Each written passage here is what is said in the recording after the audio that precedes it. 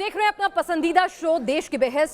मैं हूं पिनाज। कन्याकुमारी से शीर भवानी तक, कोटेश्वर से कामाख्या तक, लक्षद्वीप से लेह तक, जो सबसे बड़ा मुद्दा होता है उसमें हम आपकी राय जानकर चुनते हैं देश की बहस का विषय। बहस की दशा और दिशा भी आपके माध्यम से तय होती है। आपके विचार साथ साथ शो के दिखाते हैं, हम आपकी बात रखते हैं। एक्सपर्ट पैनल मंच को साझा करता है और देश में हो रहे सबसे बड़े हलचल पर बेबाकी से अपनी बात रखते हैं ताकि आप अपनी राय बना सके, आप मुद्दों को समझ सके। तो आइए शुरू करें देश की बहस। माननीय जनता और मेहमानों के साथ आज आपने देश की बहस का जो मुद्दा तय किया है अपने वोटिंग के जरिए, वो है बंगाल की राजनीति में बार बार बवाल क्यों। इसे 75% लोगों ने वोट देकर देश की बहस का मुद्दा बनाया है। कट मनी कल्चर के मुद्दे पर अमित शाह ने ममता सरकार पर बड़ा हमला किया, तो जवाब में ममता बनर्जी ने आरोप लगाया कि बीजेपी पैसों के दम पर वोटरों को अपने पाले में लाने की कवायद में जुटी है। व्हीलचेयर पर बैठकर आज ममता बनर्जी ने रैली की और इमोशनल कार्ड खेला, मां माटी मानुष एजेंडे को धार दी। मगर बड़ा सवाल ये कि बंगाल की राजनीति में कट मनी सिंडिकेट पर उठे बवंडर को लेकर, जो इस वक्त बंगाल की राजनीति में बड़ा मुद्दा बना हुआ है। आपको बता दें, बीजेपी ही नहीं, ममता बनर्जी ने तो खुद ही कट मनी पर अपने नेताओं को चेतावनी जारी की थी। काम के बदले कमीशन का खेल विरोधियों के लिए कितना बड़ा हथियार बनेगा, इस मुद्दे का अंदाजा ममता ने पहले ही लगा लिया था और आज कट मनी पर अमित शाह ने जमकर हमला बोला है। तो क्या जय श्री राम से जो चुनावी बिसात शुरू हुई थी, अब वो कट मनी भ्रष्टाचार पर आ गई है जब ममता इमोशनल कार्ड खेल रही हैं? तो क्या ये ममता पर एक पर्सनल अटैक हो रहा है उनकी क्लीन इमेज पर? इसी पर होगी बात आज देश की बहस में।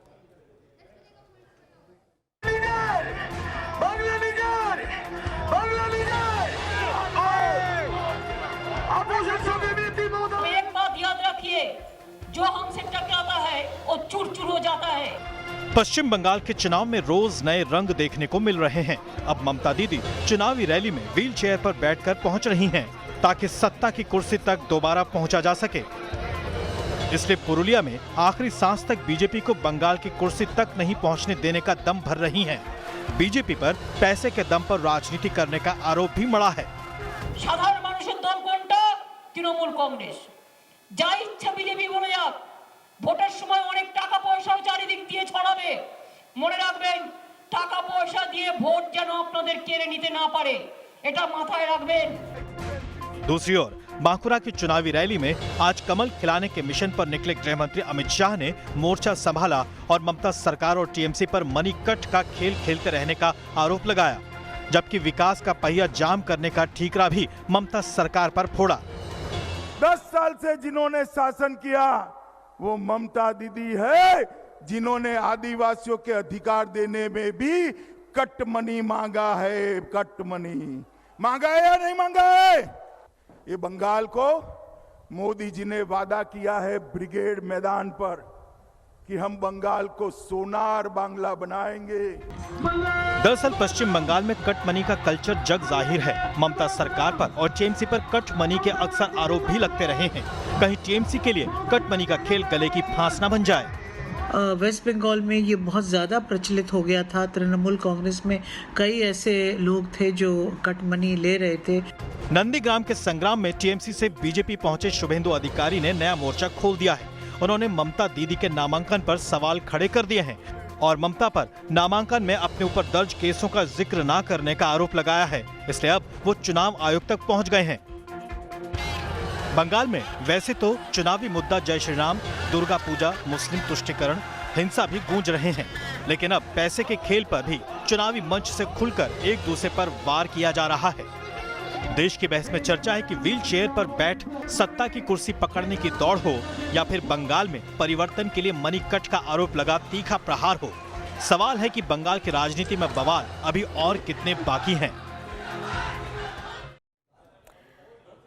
तो व्हीलचेयर पर सवार ममता को सहारे की जरूरत पड़ रही है चलने फिरने के लिए, लेकिन क्या ये व्हीलचेयर का ही सहारा ममता की चुनावी वैतरणी को पार लगाएगा? और तमाम जो मुद्दे हैं उन पर हम लगातार चर्चा करेंगे आज के जो दिन भर के बंगाल की बैटल ऑफ बंगाल में गरमाए रहे।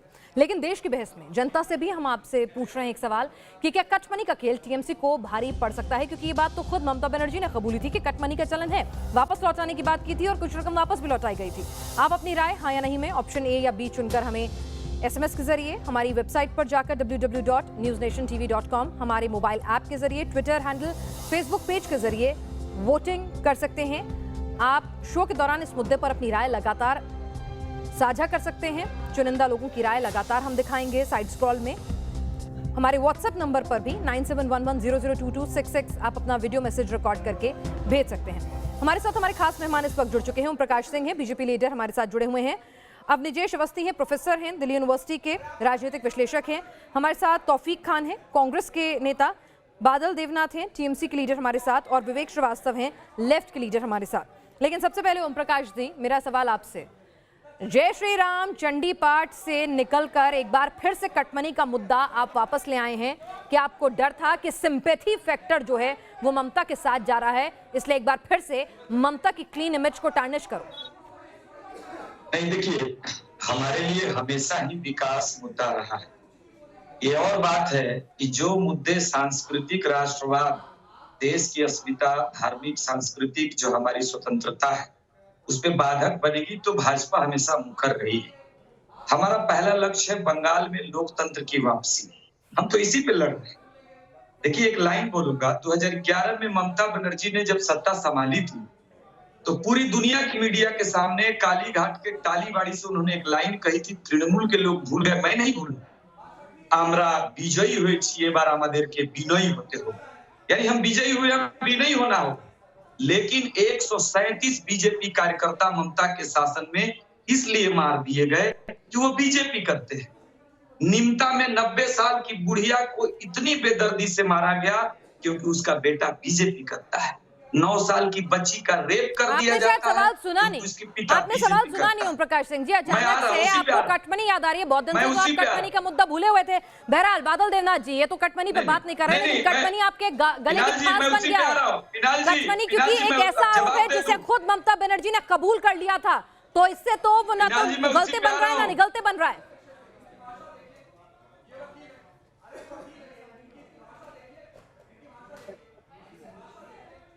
बादल देवनाथ जी, बात है मेरा। हाँ, मैं बोल रहा हूँ, तो मेरा आवाज जा रहा है? हाँ, आ रहा है, बोलिए। जो सिंपैथी का बात आपने कहा और उसके साथ उन्होंने कहा 90 साल का बुढ़ी, तो ओम प्रकाश जी को तो दिखाया, अवस्थी जी को दिखाया नहीं, और आपको भी नहीं दिखाया। मैं एक चीज आपको दिखाना चाहता हूँ। खेल शुरू होने से पहले कुछ विरोधियों ने, मैं नाम नहीं रहा हूँ इसलिए कि नहीं रहा हूँ, ममता बनर्जी ने उसका नाम नहीं लिया। साजिश तो हुआ मैडम, साजिश जो हुआ, जो मैं आपसे पूछ के रही हूं, आपको हिंदी समझ में आती है, तो मैंने आपसे पूछा कि कट मनी का मुद्दा एक बार फिर से बीजेपी ने उठाया है। क्या ममता बनर्जी खुद कबूल कर चुकी हैं कि उनके राज में भ्रष्टाचार था? कट मनी शमशान से लेकर स्कूल कॉलेज सब जगह हावी थी, सरकारी दफ्तरों में। खुद उन्होंने अपने नेताओं से कहा था कट मनी लौटाइए। तो ये मुद्दा क्या ममता को चुनावों में भारी पड़ सकता है? मैडम, मैं हिंदी भी समझता हूँ, इंग्लिश भी समझता हूँ, 4-5 भाषा भी समझता हूँ, तो फिर और जवाब वही दीजिए ना जो सवाल पूछा गया है। बोल भी सकता हूँ, ममता के साथ बहुत बड़ी साजिश हुई, हादसा वो बाद में लिख भी सकता हूँ। और मेरा 6 डिग्री है, भगवान से आशीर्वाद से मेरा 6 डिग्री है। और सुन लीजिए, जो मैं कर 50 सेकंड तो टाइम दीजिए पहले शुरुआत में। तो जो शुरुआत किया, मैं काटमनी के बारे में बोल रहा हूँ मैडम, आप तो सवाल किया, मैंने तो सुना मैडम। तो जो खेल शुरू किया था, शुरू में ये लोग फाउल किया। फाउल का मतलब क्या होता है? फाउल का मतलब क्या होता है? मैदान में रेफरी क्या करता है? मैदान में रेफरी वही करता है, जो लोग फाउल करता है उसको मैदान से बाहर निकाल देता है। और कैसे देता है जानते हैं मैडम? मैं आपको दिखा रहा हूँ, अवस्थी जी, पूरा देश को न्यूज नेशन से माध्यम दिखा रहा हूँ। देखिए रेफरी क्या करता है, और ये है रेड कार्ड। इसके बाद मैं आ रहा हूँ, अवस्थी जी देख लीजिए, और इसके बाद आ रहा हूँ। काटमानी का बात कोई मैडम नहीं है। जिन लोगों के ऊपर ममता बनर्जी निराश था, जिन लोगों ने काम नहीं किया, जिन लोगों ने घोटाला किया, जिन लोगों के बारे में वीडियो दिखाया था, वही लोगों को भाजपा में ले लिया। 4-5 जवाब दे दीजिए, बात तो वाजिब कही है ओम प्रकाश जी। भाजपा एक ऐसी गंगा है जिसमें जाकर बड़े से बड़ा भ्रष्टाचारी जो है वो ईमानदार हो जाता है। नहीं, देखिए, एक चीज तो यहाँ ध्यान जरूर देना होगा। आपने सवाल सीधा पूछा था, मैंने आपसे भी सीधा पूछा, आप उनके टेढ़े जवाब की बात अपना सीधा जवाब देके एक मिसाल कायम कीजिए। मैं आपसे क्या पूछ रही हूँ? मैंने भी आपसे सीधा पूछा कि भाजपा वो गंगा है जिसमें डुबकी लगाकर, जिसमें शामिल होकर हर बड़े से बड़ा भ्रष्ट आदमी जिसके नाम के लिए आप खुद भ्रष्टाचारी कहते थे, वो पाक पवित्र हो जाता है। आपके लिए रेट, देखिए, एक बात याद रखना होगा, भाजपा आप दुनिया लोगों ने की सबसे फाउल किया, विशाल आप पार्टी है, लोगों जहाँ के लिए नीति है, रेट किया है। आदर्श है, नेता है। सामने जो से यहाँ दिखाया आया जा है वो रहा है, हमारे हिसाब सामने से से चलता है, दिखाया जा रहा है, संगठन के कुछ नहीं हिसाब हुआ। से चलता है। लेकिन जिन नेताओं को south Saradha ED, chit fund CBI घोटाले में आप पेश गरियाते करके थे, आया आज है। उनमें से कुछ चेहरे आपके साथ खड़े हैं। मैं आपको रेट तो ईमानदारों का सर रेफारी का जो काम है रेट कार्ड दिखा रहा हूँ। आप किसी आपका शार्ट भी रेड कलर है, आपका शार्ट भी रेड कलर है, और मैं आपको रेड कार्ड दिखा रहा हूँ। रेफारी जो दिखाता है मैं आपको वही दिखा रहा हूँ, रेड कार्ड दिखा रहा हूँ आपको, रेड कार्ड। नाला अगर नदी में मिलता है तो यस, गंगा जल होता है। इतना विशाल समुद्र, इतना विशाल राजनीतिक दल है, हमारी नीति है, नेता है। चलिए विवेक जी भी हमारे साथ जुड़ गए। विवेक जी, यहाँ बीजेपी जय श्री राम और ममता बनर्जी चंडी पाठ, अभी तक तो पूरा चुनाव इसी के इर्द गिर्द घूम रहा था, अब अचानक से ये कट मनी और बीजेपी पैसे के बल पे वोट खरीद रही है, ये कहां से आ गया भाई, क्या लग रहा है आपको? हाँ, देखिए, मैं सिर्फ ये कहना चाहूंगा आपसे कि जब से यहाँ पे कैंपेनिंग एक तरीके से शुरू हुई है तो दो मुद्दों पे भारतीय जनता पार्टी और तृणमूल कांग्रेस का कंपटीशन चल रहा है। पहला कंपटीशन, सबसे बड़ा हिंदू कौन, तो एक हिंदू कार्ड प्ले किया गया। नड्डा साहब ने बोला साहब सबसे बड़े हिंदू तो हम हैं, 14.50% मुसलमानों से 80% हिंदुओं को खतरा है, हम हिंदुओं के चैंपियन हैं। ममता जी ने बोला नहीं, आपसे बड़ी चैंपियन मैं हूं, मैं तो ब्राह्मण भी हूं और हिंदू भी हूं और रोज चंडी का पाठ भी करती हूं। दूसरा जो कंपटीशन दोनों पार्टियों का चल रहा है वो है सबसे बड़ा विक्टिम कौन। भारतीय जनता पार्टी के नड्डा साहब ने बोला मैं बीजेपी जैसी बड़ी पार्टी का अध्यक्ष हूं, मुझ पे हमला हुआ, सबसे बड़े विक्टिम हम हैं साहब, इसलिए सहानुभूति हमारे साथ करिए। आपका क्या ममता जी को चोट लगी, ममता जी कह रही है सबसे बड़ी विक्टिम मैं हूं। लग रहा है कि पश्चिम बंगाल में जब कभी वाम दलों का हमारा स्टैंड ये है, हमारा हाँ, ऐसा लग रहा है बीजेपी वर्सेस तृणमूल कांग्रेस है। आप कहां हैं? आपको तो कॉम्पिटिटर नहीं, ऐसा नहीं है कि हम कहीं नहीं है और आपने कह दिया तो हम कहीं नहीं है, हम तो पूछ रहे हैं। आपने नहीं, ऐसा है मीडिया हाइप होने से कुछ नहीं होगा, रिजल्ट आएगा आपको दिखेगा। ब्रिगेड ग्राउंड पे सबसे बड़ी रैली 10-12 लाख लोगों की हमारी थी, मोदी साहब की रैली में लोग भी नहीं आए थे, ग्राउंड का कैडर इंटैक्ट है। डेवलपमेंट के इशू पे लेफ्ट लड़ेगा, ना राम पे लड़ेगा ना रहीम पे लड़ेगा। हमारा कहना है बीजेपी बता दे अगर ये सत्ता में आएंगे गैस सिलेंडर कितने का मिलेगा, पेट्रोल कितने का देंगे, डीजल कितने का देंगे, ये फैक्ट्स एंड फिगर्स मेरे को बता देंगे। आप जो हैं वो राम रहीम करवा रहे हैं पश्चिम बंगाल में आकर, और ममता बनर्जी कहती हैं आप पैसों के दम पर चुनाव जीतने की कोशिश कर रहे हैं, चुनाव लड़ रहे हैं। आरोपों का जवाब दें। कम्युनिस्ट नेता से एक लाइन पूछिए ना, एक लाइन आप ही पूछ लीजिए। कौन है? हाँ? धर्म गुरु को लेकर ये रैली करते हैं। बंगाल में 34 साल बंगाल को लूट के बर्बाद कर दिए। जनता के हित में बीजेपी बाजार में है, मैदान में, इसलिए नहीं 34 साल अगर सत्ता में रहे हैं इसका मतलब लोगों का प्रेम था। 34 साल अगर हम सत्ता में रहे हैं लोगों का प्रेम था, और भारतीय जनता पार्टी तीसरे या चौथे नंबर पे आएगी। लेफ्ट और तृणमूल की पहली पोजीशन की लड़ाई है और हम ही आएंगे, क्योंकि अरे भैया भारतीय जनता पार्टी का क्या अस्तित्व है आपका? विवेक जी, शायद आप पिछले लोकसभा के नतीजे भूल गए, वामदल कहां खड़े थे, लगता है मोहब्बत कम हो गई, पश्चिम बंगाल के लोगों ने आपसे डिवोर्स ले लिया। लोकसभा के चुनाव असेंबली के चुनाव में फर्क होता है, लोकसभा के चुनाव असेंबली के चुनाव में फर्क होता है, और तृणमूल कांग्रेस के रिजेक्टेड लोग वो जाकर के भाजपा बना रहे हैं, जो तृणमूल का पूरा करकट है। अच्छा चलिए ये तो बता दीजिए, ब्रिगेड मैदान में 12 लाख की भीड़ आई थी आपकी, बहुत बहुत मुबारक हो आपको, लेकिन धर्मगुरुओं को क्यों ले जाने की नौबत आ रही है? आप तो चंडी पाठ नहीं करते, आप तो राम का नाम नहीं लेते, आप तो विकास की बात करते हैं ना, तो आपको धर्मगुरुओं का सहारा लेने की क्या जरूरत आन पड़ी? डेवलपमेंट की बात करेंगे, रोड की बात करेंगे, पानी की बात करेंगे, बिजली की बात करेंगे, उद्योग की बात करेंगे। 34 साल बंगाल को लूट के खा गए, कल कारखाने बंद हो गए, न बिजली न सड़क न पानी। पानी की बात करते बता दीजिए ना, आप लोग सत्ता में आएंगे तो चलिए तौफीक साहब, आपको क्या लगता है कि कोई पोलराइजेशन पॉलिटिक्स कर रहा है, कोई सिंपैथी वोट बटोर रहा है, इस सब के बीच में क्या आप कुछ कंफ्यूज हैं? तौफीक साहब, घबराना नहीं है। आप सबको चुप होने बोलिए पहले। जी आप दोनों सर, आप तौफीक साहब को भी सुन लें, जरा कांग्रेस का पक्ष भी जान लेते हैं, क्योंकि सत्ता में आने का दावा कांग्रेस भी कर रही है। जी मैंने सबकी बात सुनी है, ठीक है। मैं सबसे पहले कहना चाहूंगा कि आज ये कट मनी, शारदा, नारदा, रोज वैली, बाकी सब जो बातें उठ रही हैं, तो मैं कहना चाहूंगा कि पिछले 2-2.5 साल से ये बातें चुप क्यों थी? जितने भी अपराधी थे, जो अपराधी थे, आज सब के सब बीजेपी में जाकर व्हाइट वॉश हो जा रहे हैं। चाहे वो मुकुल रॉय हो, चाहे वो शुभेंदु अधिकारी हो, उन सिंडिकेट के खिलाफ बीजेपी मैदान में लड़ी है। हमने गोली खाई है, हमारे लोगों की हत्या हुई है। ओम प्रकाश सिंह जी, कांग्रेस, वामदल और तृणमूल कांग्रेस एक ही मत रखते हैं कि जिन लोगों को आप भ्रष्ट कहते थे आज अपनी पार्टी में शामिल करते हैं और अपने पार्टी का स्टार प्रचारक बनाते हैं। नाम भी लिए इन्होंने, क्या कहेंगे आप इस पर? हाँ, एक लाइन बोलूंगा। बोलिए। State bank of India Tripura branch, Nagaland branch. मैं आपसे क्या पूछ रही हूँ, शुभेंदु अधिकारी, मुकुल रॉय, इन लोगों को आपने भ्रष्ट कहा था कि नहीं कहा था? आपने इनको घेरा था कि नहीं घेरा था? बीजेपी में आने के साथ ये पाक पावन पवित्र हो गए। आपने अपने सवाल का जवाब तो दे रहा हूँ। भारतीय जनता पार्टी में वही लोग आए हैं, वही ऑल इंडिया वाइस प्रेसिडेंट हो गया, भाग मुकुल भाग, क्लीन चिट मिली है, जिन्होंने न्यायालय का सम्मान किया। चलिए जरा इसका जवाब ले लूं मैं। बादल देव जी, सुनिए।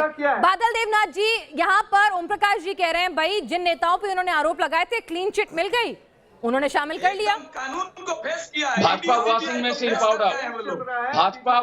मशीन पाउडर, मैडम विनाश madam, Bhajpa washing machine powder Om Prakash Singh ji, Bhajpa washing machine powder, Bhajpa washing powder उसमें डाल के सफेद किया है।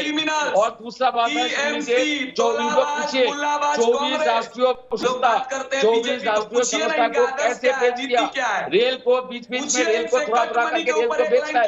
चलिए मैं चाहूंगी कि जरा आप दोनों की चलिए कोई किसी को करप्ट बता रहा है, टोटली करप्ट पार्टी कह रहा है, कोई किसी को भाजपा वॉशिंग पाउडर कह रहा है, लेकिन इस सब के बीच में दर्शक क्या कह रहे हैं जरा वो भी सुन लेते हैं। रेखा मजूमदार देहरादून से हमारी दर्शक जुड़ रही हैं। रेखा जी, आप इस चर्चा को लगातार सुन रही हैं, क्या समझ में आ रहा है आपको?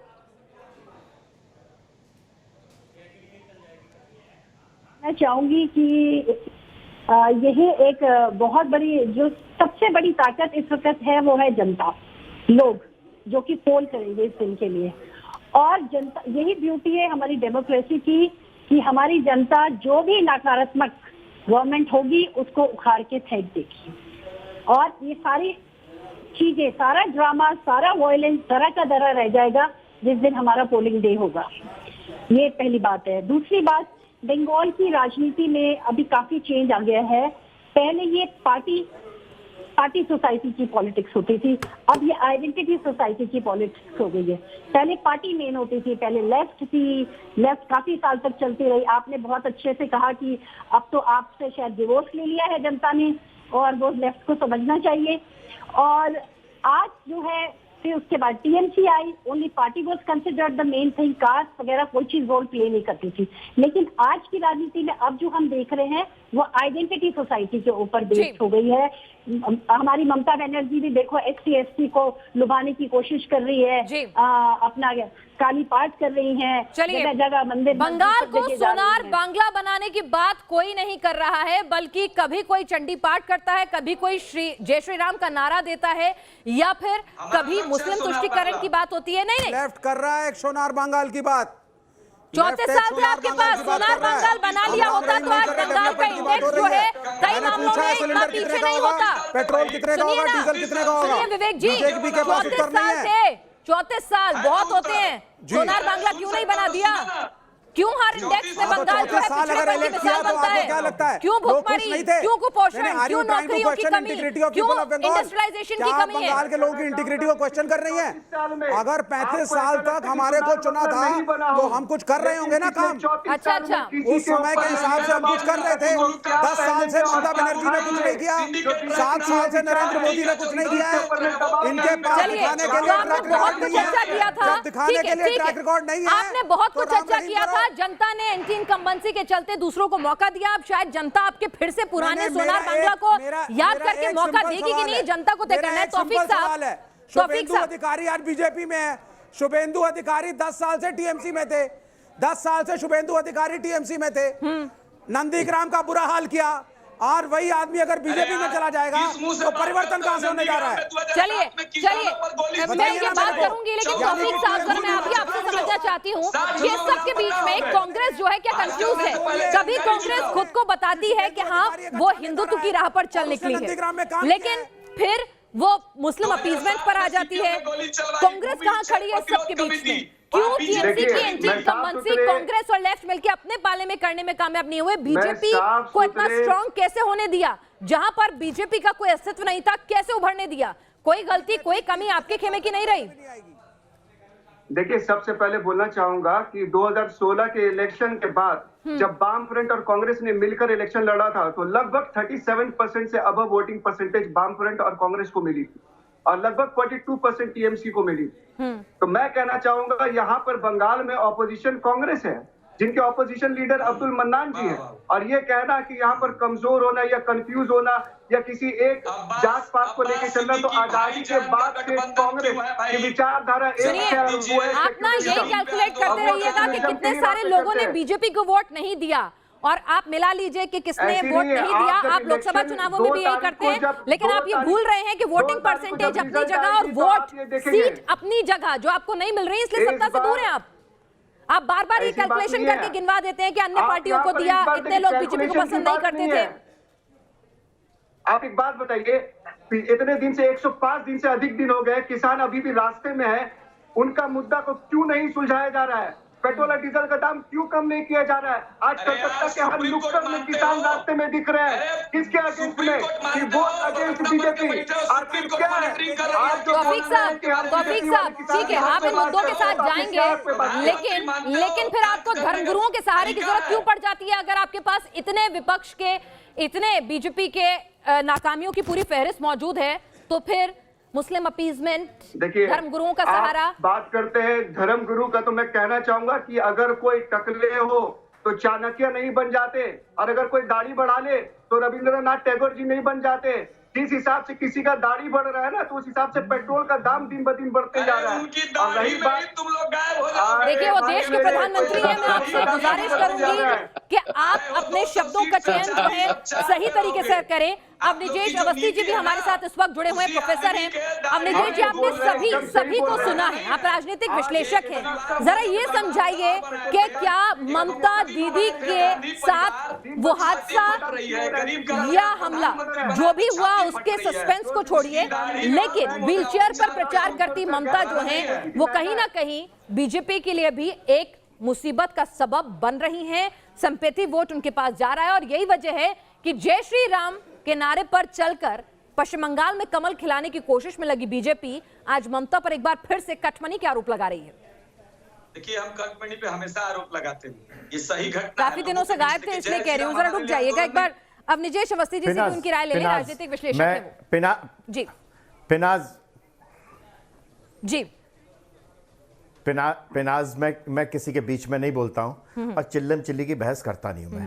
मैं स्पेशली कहूंगा कि बादल देवनाथ और विवेक श्रीवास्तव बीच में ना बोले, मेरी बात सुन लें। और मैं आप लोगों के लिए बोल भी नहीं रहा हूं, मैं न्यूज नेशन के दर्शकों के लिए बोल रहा हूं। आप लोग तो नहीं समझेंगे, आप लोग तो समझे समझाएं। पिनाज, पहली बात मैं बता दूं कि आरएसएस वालों को डर लगता है, नहीं गई समस्या। अभी नरेंद्र मोदी की ये फिर बोला ना ये चीनी आदमी, ये चाइनीज आदमी को क्यों ले आते हैं आप बार-बार? 3 में ना 13 में लोकसभा में एक सीट नहीं मिली इनको पश्चिम बंगाल से, एक सीट नहीं मिली। आप बताइए मेरी बुलंद आवाज से अभी नरेंद्र मोदी की रैली में पिनाज फिर मैं नहीं बोलूंगा। अगर इनका आप इनको बुलवाइए, फिर अपनी बात रखने दीजिए, फिर आप भी अपनी बुलंद आवाज में बोलिएगा। एक बार उनको सुन लें पहले। जी सर बोलिए। अच्छा बोलिए अग्निवेश जी, बोलिए। मैं सुन रहा हूं, बोलिए। पिनाज नरेंद्र मोदी ने रैली में नारा क्या लगवाया था? तोलाबाजी और नोए लगाया था ना। कभी नेपथ्य में चला गया, कब छोड़ दिया कटमनी का नारा? और कटमनी का मुद्दा ये बीजेपी का नहीं है, कटमनी का मुद्दा तो खुद टीएमसी का है। टीएमसी के भूतपूर्व सांसद कहते हैं कि मैं घर बनवा रहा था, मेरे पास कटमनी लेने आ गए। ये तो ओपन फैक्ट है, स्वीकार किया गया है। इसमें कहीं कोई किसी तरीके का क्वेश्चन मार्क नहीं है। नहीं, सरकारी ममता बनर्जी ने कहा कटमनी वापस कर दो, उसके बारे में भी दो शब्द कटमनी वापस कर दो। भाई कौन बोला ये? हम भी मानते हैं भाई ये केंद्र सरकार मैं बोला इनके बीच में आपने इनको बात रख रहे हैं, वो किसी पार्टी का नाम नहीं ले रहे हैं, वो चुनावी स्ट्रैटेजी पर बात कर रहे हैं। समझिए विवेक जी हम उनसे चुनावी स्ट्रैटेजी समझने की कोशिश कर रहे हैं, वो राजनीतिक विश्लेषक हैं, जरा उन्हें अपनी बात रखने दीजिए, फिर मैं आप सबके पास जवाब लेने के लिए आऊंगी। वैसे ही उन्हें सबसे अंत में बोलने का मौका दिया है क्योंकि वो विश्लेषक हैं, आप नेता हैं, आपको ज्यादा मौका मिलेगा, लेकिन पर सुनिए और समझिए तो सही उन्हें। ठीक है, ठीक है जी, बोलिए सर। पिनाज बड़ी साफ सी बात है, बड़ी साफ सी बात है कि 34 साल के शासन का 34 साल का शासन किया आवाम ने, जो कलकत्ता की जीडीपी 1947 में क्या थी, 50 में क्या थी, 60 में क्या थी, 70 में क्या थी और 2016 में क्या थी, 2011 में क्या थी और 2021 में क्या है। देश के अर्थव्यवस्था में कलकत्ता फिल्मों के गानों में गाया जाता था। लोग नौकरी करने के लिए पूरा उत्तर प्रदेश का व्यक्ति कलकत्ता जाया करता था। वो आज कलकत्ता जिस हालत में है, पूरा पश्चिम बंगाल जिस ये सोनार बांग्ला क्या बनाएंगे? तो सोने के लुटेरे, ये तो सोने की स्मगलिंग कर रहे हैं। केरल में पकड़ा गया इनका मुख्यमंत्री। अरे सोनार पकड़ा गया है। तुम्हारे सोनार बंगाल में सिलेंडर कितने का बेचोगे? चीन की सेना को चंदा देने वाले, चीन की सेना को चंदा देने वाले, जो किसान यहाँ बॉर्डर पे बैठे हैं दिल्ली के, बंगाल के किसान का क्या करने जा रहे हो? मुझे अपनी नीतियां बताओ। की सेना 7 साल में सरकारी बैंकों को खाली कर दिया। मैं कहता हूं ये आदमी देशद्रोही है। और सरकारी कंपनी को बेच रहे हो। भारत की सेना को जीडीपी तुमने खत्म किया, से मना करे, आप क्या कहेंगे? एग्रीकल्चरल ग्रोथ रेट तुमने खत्म किया। भारत की सेना को डेवलपमेंट के लिए नाम पे देने से मना करे, वो देश का दुश्मन है कि नहीं है, देश विरोधी है कि नहीं है, और पंडित ये तय कर ले आज देश। देखिए यहाँ बात आप भी सुनिए, विजय जी आप राजनीतिक विश्लेषक हैं, तो मैं चाहूंगी कि किसी को देशभक्ति का या देश सेवा का सर्टिफिकेट ना बांटे, आप पॉलिटिकल असेसमेंट करें तो बेहतर रहेगा। जरा मुझे एक बार बादल देवनाथ जी पे वापस जाने दीजिए, क्योंकि आपने बात कही। नहीं, आप ये बताइए पिनाज नो पिनाज नहीं। अपनी जी सुनिए ना, हम लोग सर्टिफिकेट नहीं बांट रहे हैं यहाँ पर। सेना को खून देने से मना करने वाला क्या है? ठीक है, आप सुनिए ना, आपने अपनी बात कही, आप राजनीतिक विश्लेषक हैं, हम राजनीतिक बहस में जुड़े हुए हैं, यहाँ सर्टिफिकेशन नहीं कर रहे हैं। अभी मुद्दा क्या है? देश की रिपोर्ट दे दीजिए ना। देश की ना आई विल नॉट विथड्रॉ। इनके पास कोई मुद्दा नहीं है, इन्होंने 7 साल कुछ नहीं किया, ये कहने को प्रोफेसर है, इनके पास कोई आंकड़े नहीं है। सरकार का रिपोर्ट कार्ड आज उन्होंने कुछ कहा, अभी उन्होंने कुछ कहा देश की सेना के लिए। आज का मुद्दा किस बारे में था? आज का मुद्दा किस बारे में था? आज हम किस मुद्दे पर बहस कर रहे थे? तो क्या हम वहीं पर रह सकते हैं सीमित? उन्होंने इतिहास में क्या कहा उस पर ना जाए तो कैसा रहेगा? मैंने आपसे क्या कहा, अभी फिलहाल मौजूदा डिबेट में क्या विवेक जी ने सेना को लेकर कोई टिप्पणी की? सेना का सम्मान न्यूज नेशन भी करता है, देश का हर बाशिंदा करता है। अगर अभी उन्होंने टिप्पणी नहीं की तो हम सिर्फ राजनीतिक बहस पर रहे तो कैसा रहेगा? मैं आपसे पूछ रही हूँ। This is a fact. नहीं करता, अरे नहीं करता। आज की डिबेट में अभी उन्होंने ऐसा कुछ बोला ही नहीं है। 1962 में चीन की सेना को मैंने क्या कहा? आज की डिबेट में उन्होंने कुछ बोला? आज उन्होंने कुछ ऐसा बोला? आज उन्होंने बोला ऐसा? नहीं आते हैं डिबेट में, प्रॉब्लम ये है। ठीक है, बादल देवनाथ जी, आपके पास अभी फिलहाल इस डिबेट में ना तो सेना पर बात हो रही है, ना सेना को लेकर कुछ बोला गया है, तो इसीलिए मैं गुजारिश करूंगी कि आज के मुद्दे पर रहें जो बंगाल की सियासत का है। बादल देवनाथ जी, मैं आपको यहाँ पे चर्चा में शामिल करना चाहूंगी। यहाँ हमें देशभक्ति के सर्टिफिकेट नहीं बांटते हैं। सुनिए बादल देवनाथ जी, कचमनी का मुद्दा शमशान से लेकर सरकारी दफ्तरों तक हर जगह कचमनी। ममता बनर्जी कहने को मजबूर हुई कि कचमनी के पैसे लौटाइए, किस मुंह से जनता के बीच में वोट मांगने जाएंगी? 2-4 बातें मैं करूंगा। पहले नहीं, किस मुंह से वोट मांगने जाएंगे? मुझे 2-4 बात नहीं है, 2-4 पॉइंट्स बताइए जो चीफ मिनिस्टर एक्सेप्ट करती है कि हाँ मेरे नेता कचमनी लेते थे, घूस लेते थे। कचमनी अगर सीधे शब्दों में कहूं तो वो किस मुंह से जनता से कहेगी उन्हीं नेताओं को वोट दे दो भाई? देख पिनाज मैडम, मैं पहले अवस्थी जी को रिक्वेस्ट कर रहा हूँ। Awasthi ji, I am request to you, please tension मत कीजिए, धीरे धीरे आप बताइए, मैं सुन रहा हूँ आपका बात और मैं आपको पर्सनली मैं जानता हूँ अवस्थी जी।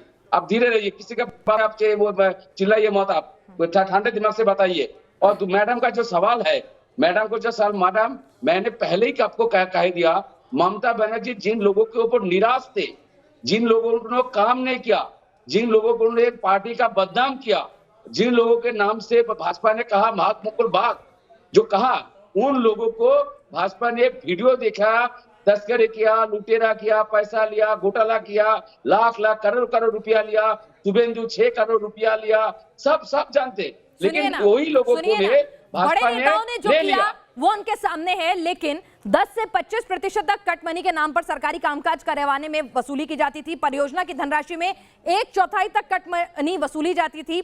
साथ ही साथ शमशान तक के लिए भी कट मनी वसूली गई। इस तरह की भी बातें ग्राउंड जीरो से निकलकर सामने आई हैं। तो आप एक बात बताइए, जो काडर है आपका, अगर उस नेता ने सत्ता में होने का बेजा फायदा उठाया, जिसे खुद ममता बनर्जी ने कबूला, ये उनके लिए एक, अगर मैं कहूं कि ठीक है, बड़ा उन्होंने परिपक्वता दिखाते हुए कबूला, लेकिन सिर्फ कबूलने भर से बात हो जाती है क्या? उनकी नाक के नीचे सब कुछ हो रहा था इतने सालों से, तब उन्हें नहीं दिख रहा था कट मनी कल्चर है? तब क्यों नहीं बोला, तब क्यों नहीं रोका? क्या वो अपनी जिम्मेदारी से पल्ला झाड़ सकती हैं ये कहकर कि हाँ गलत है, वापस करो? मैडम ठंडे दिमाग से सुनिए। हाँ। ममता बनर्जी शमशान का बात जो आप कर रहे हैं, शमशान जहाँ जो लोग जाते हैं बंगाल में, उनको भी हर परिवार के लिए पैसा देता है ममता बनर्जी। 2000 रुपया के शमशान घाट में जाने के लिए 2000 रुपया। मैं नहीं बोलूंगा मैडम, 2000 रुपया में एक जूनियर को बताइए, मैं सीनियर हूँ, जूनियर को बताइए चुपचाप रहने के लिए।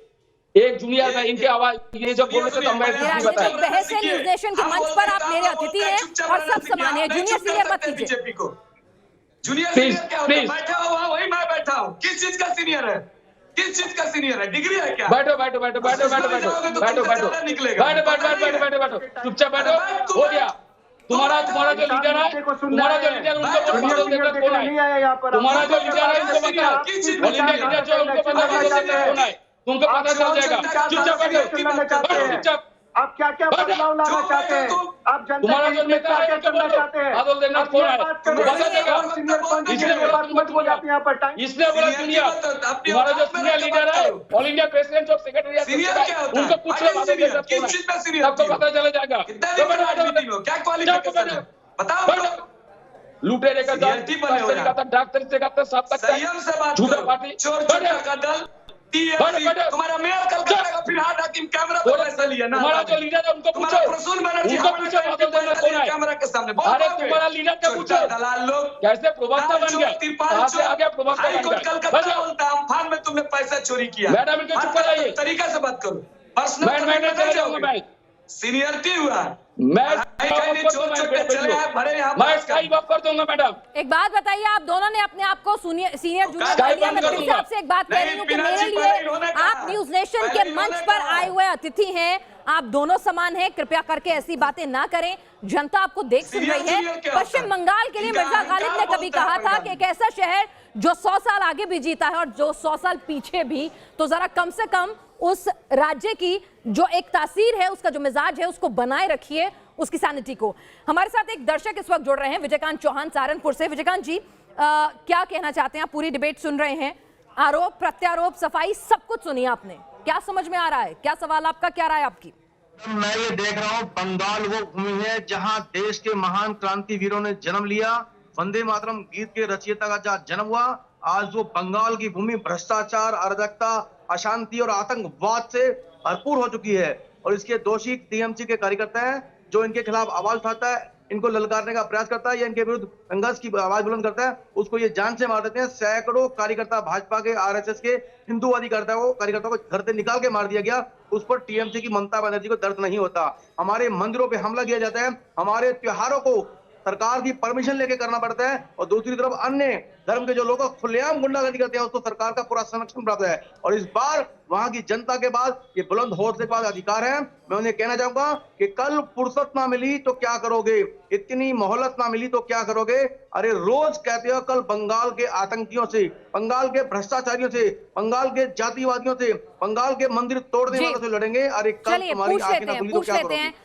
जरा बादल देवनाथ जी, आज ममता बनर्जी को, यहाँ सहारनपुर से हमारे दर्शक कह रहे हैं, चंडी पाठ भी याद आ रहा है, ब्राह्मण मतलब एक हिंदू बेटी कितनी अच्छी हैं, वो घर से कैसे निकलती हैं, सब कुछ उन्हें समझ में आ रहा है। लेकिन यही ममता बनर्जी हैं जो मदरसों के लिए जो फीस होती है, जो पुजारियों के लिए फीस होती है, उसमें डिस्क्रिमिनेशन होता है, दुर्गा पूजा और मुहर्रम को किसमें तवज्जो देती हैं, ये सब कुछ देखा गया है। तो जरा ये समझा दीजिए कि जनता में ये रोष है कि कहीं ना कहीं मुस्लिम वोट बैंक के लिए जो अपीजमेंट पॉलिटिक्स खेली गई, उससे बंगाल का हिंदू आहत है। मैडम फिर से मैं आपको आपने सवाल किया, फिर से मैं उनका अनुरोध कर रहा हूँ, मेरा आंसर में ले लीजिएगा। दुर्गा पूजा का जो बात होता है, जो हर बात में जो बोल रहा है कि दुर्गा पूजा में हाईकोर्ट का जो पाबंदी है, लेकिन हाईकोर्ट का जो पाबंदी है, लेकिन सरकार के पक्ष में कोई पाबंदी नहीं है। लाखों दुर्गा पूजा बंगाल में होता है और घर घर में लक्ष्मी पूजा विसर्जन भूल गए क्या? घर में लक्ष्मी पूजा होता है, घर में लक्ष्मी पूजा, घर में नारायण पूजा होता है। बंगाल का कृष्टि कल्चर अलग है, घर में काली पूजा होता है। इसलिए बंगाली लोग पूरे विश्व में तीर्थ स्थान सबसे ज्यादा करते हैं। दुर्गा पूजा की महत्ता, दुर्गा पूजा पंडाल सब कुछ पता है। कार्निवाल, दुर्गा पूजा का कार्निवाल ममता बनर्जी ने चालू किया। दुर्गा पूजा का कार्निवाल पूरे विश्व से पुरस्कार भी मिला ममता बनर्जी को, सरकार को। भूल गए हैं और शायद, दूसरा बात है जो काठमांडू कह रहे हैं कि ममता बनर्जी ने तो हमेशा पंडालों को खूब अनुदान जो दिया, लोग खूब ड्रग आगे तस्करी किया मैडम, जो लोग शिशु पाचार किया, जो लोग ड्रग तस्करी किया, शिशु पाचार किया, जो लोग काठमांडू करते हैं, जो लोग घोटाला किया, जो लोग का वीडियो दिखाया गया, पैसा लिया, वो लोग आज भाजपा के लीडर है। अब जो एक लीडर है जो दूसरे का बीवी को लेके घूमता है, और एक लीडर है दूसरे का बीवी को लेके घूमता है, पार्टी का प्रचार करता है, और वो एक ड्रेस पहनता है, कलर मेंटेन करता है। वो नील ड्रेस पड़ेगा तो नील, वो लाल पड़ेगा तो ये लाल, वो ग्रीन कलर पड़ेगा तो ग्रीन कलर, दोनों को मिला के ड्रेस मिला के एक साथ चलते हैं। दूसरे का बीवी को लेके जो घूमता है, एक को तो पेंडेंट बना दिया, उसको चप्पल में रखा था। यही भाजपा लोग जो क्रिमिनल है, जो भाजपा के अंदर जो क्रिमिनल है, वही लोग यहाँ पर लीडरशिप दे रहे हैं। जो ड्रग तस्करी किया, जिनको अरेस्ट किया गया,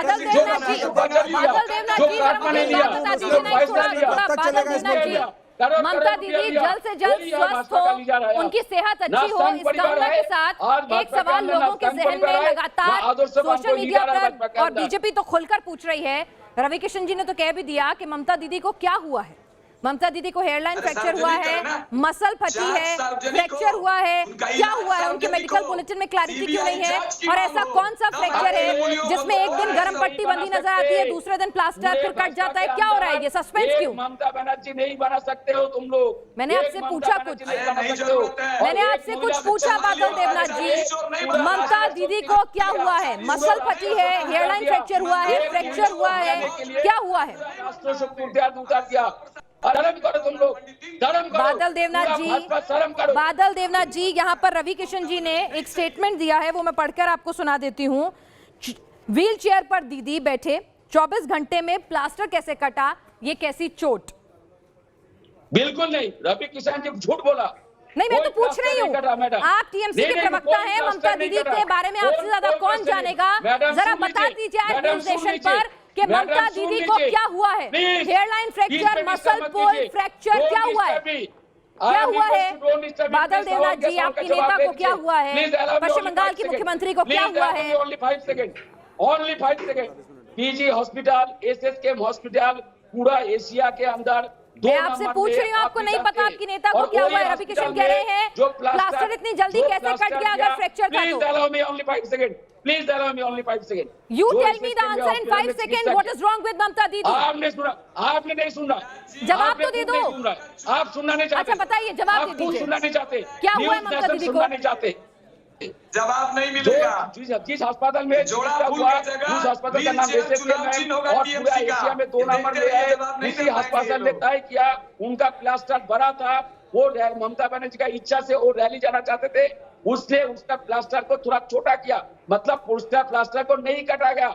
और एक बुजुर्ग महिला जो 65-66 साल है, जो उसका हार्ट में चीर होता है, उसका 1.5 महीना लगता है, उसका चीर ठीक होने में 1.5 महीना लगता है। मैडम आप भी कुछ जानते हैं, प्लास्टर नहीं काटा, प्लास्टर को छोटा किया और व्हील चेयर दिया, उसी जगह से व्हील चेयर दिया। ममता दीदी को फ्रैक्चर हुआ है? फ्रैक्चर हुआ है ना? बिल्कुल फ्रैक्चर हुआ है। अच्छा ठीक है।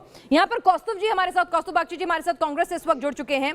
कौस्तुभ जी, आप लोग भी थोड़ा कंफ्यूज रखते हैं कि ममता बनर्जी के चोट पर आपको चोट करनी है या फिर सिंपैथी दिखानी है, क्योंकि आपके कुछ लीडर्स उनके जल्द स्वास्थ्य की कामना करते हैं, उन पर सिंपैथी दिखाते हैं, तो अधीर रंजन चौधरी कहते हैं ड्रामा है। कांग्रेस कब तक कंफ्यूज रहेगी? नहीं, वैसे आप दिखाओगे तो वैसे ही तो दिखेगा। हमारे जो नेता सभी, अधीर रंजन चौधरी जी भी वो बात बोले हैं कि उनका हम जल्दी से जल्द वो सुस्त हो जाए, ये हम कामना करते हैं, ये that is what we pray. हम जो कहते हैं ना, तृणमूल सरकार ने पश्चिम बंगाल में एक स्कीम लाया था सभी के लिए, वो था दुआरे सरकार। लेकिन अभी हाल फिलहाल में ऐसा है, ये लोग फिर से एक नया स्कीम लाए हैं, वो है व्हील चेयर पे सरकार। मतलब वही जमीनी हकीकत है पश्चिम बंगाल सरकार की। सरकार बिल्कुल व्हील चेयर पे ही है, पश्चिम बंगाल की जो सरकार है बिल्कुल व्हील चेयर पे है। मैं आपको एक चीज बताऊं, मैं जब क्लास 11 में पढ़ रहा था ना, हाफ ईयरली के एग्जाम, मेरा बहुत खराब रिजल्ट आया था उस वक्त। तो क्या हुआ, मैं जब घर आ रहा था तो मैं एक मेडिकल शॉप से एक क्रेप बैंडेज खरीदा और अपने पैरों में लगा लिया। तो जब घर घुसा तो रिजल्ट के बारे में कुछ बात नहीं हुआ। जो बातें हुआ सिर्फ सहानुभूति मिली मेरे को, वो सिर्फ पैर देख के मम्मी बोला क्या हुआ, रिजल्ट के बारे में बातें नहीं हुई। अभी तृणमूल जब 5 साल के बाद लगभग 10 साल सरकार में रही, हमने कुछ नहीं कहा है, कांग्रेस ने आरोप लगाए, जरा जवाब दे दीजिए। रिजल्ट के डर से फ्रैक्चर हुआ है, सरकार जो है वो व्हीलचेयर पर ही चलाई है आपने, इतनी बुरी हालत में है, आरोप संगीन है। सुनिए मैडम, कौस्तुभ मेरा छोटा भाई है और मैं जानता हूँ कौस्तुभ को, और कौस्तुभ जो बता दिया उदित चौधरी ने नौटंकी कहा दिया, जैसे भाजपा वालों ने पहले कहा दिया ममता बनर्जी नौटंकी कह रहे हैं, नौटंकी। और मैडम नहीं बोलेंगे ना, एक बच्चा है, एक बच्चा जो फेसबुक लाइव किया था, उस फेसबुक लाइव में बता दिया ममता बनर्जी ने कोई झूठ नहीं कहा, 200-400 लोग ने उनको घेर लिया था और बाहर से धक्का दे रहा था 2-3 लड़का, वो जानबूझ के किया कि नहीं किया, साजिश हुआ, वो शुभेंदु किया कि निर्वाचन और अमित शाह जी खूब जानते हैं, मोदी जी भी जानते हैं, और शुभेंदु का करियर खत्म तो पूरी जान लो। और एक बात बादल जी आप अगर थोड़ा शांत पढ़ेंगे तो मैं कुछ बताऊं, चोट आया, अगर आप थोड़ा शांत पढ़ेंगे तो मैं कुछ लॉजिकल प्रश्न आपके सामने रखना चाहता हूँ। मैं कुछ लॉजिकल बादल जी थोड़ा शांत पढ़िए। ओम प्रकाश भाई साहब थोड़ा बोलने दीजिए, थोड़ा लॉजिकल बात कहते हैं।